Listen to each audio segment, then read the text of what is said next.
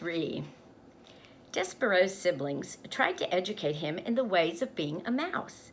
His brother Furlough took him on a tour of the castle to demonstrate the art of scurrying. "Move side to side," instructed Furlough, scrambling around the waxed castle floor. "Look over your shoulder all the time. First to the right, then to the left. Don't stop for anything." But Despereaux wasn't listening to Furlough. He was staring at the light pouring in through the stained glass windows of the castle. He stood on his hind legs and held his handkerchief over his heart and stared up, up, up into the brilliant light. "Furlough," he said, "what is this thing? What are these colors? Are we in heaven?" "Cripes," shouted Furlough in a far corner. "Don't stand there in the middle of the road talking about heaven. Move! You're a mouse, not a man. You've got to scurry." "What?" said Despereaux, still staring at the light, but Furlough was gone. He had, like a good mouse, disappeared into a hole in the molding. "This way, small brother," said his sister as she crawled onto the pages of the book, and Despereaux followed her from the chair to the table to the page. "Now then," said Merlot, "this glue here is tasty, and the paper edges are crunchy and yummy like so." She nibbled the edge of the page and then looked over at Despereaux.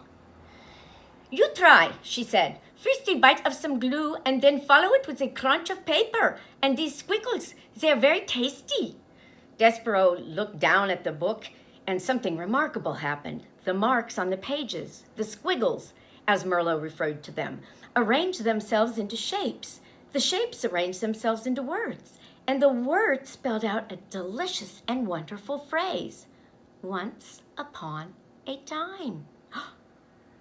"Once upon a time," whispered Despereaux. "What?" said Merlot. "It's nothing."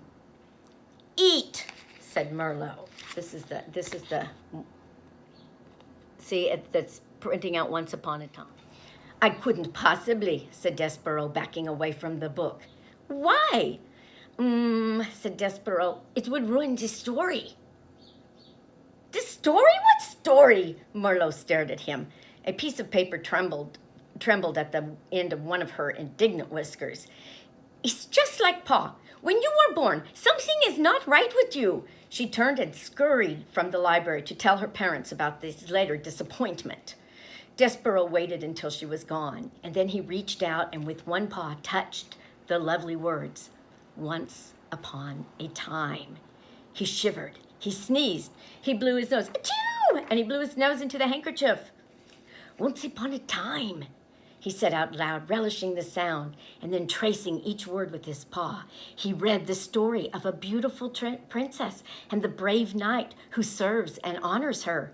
Despereaux did not know it, but he would need very soon to be brave himself.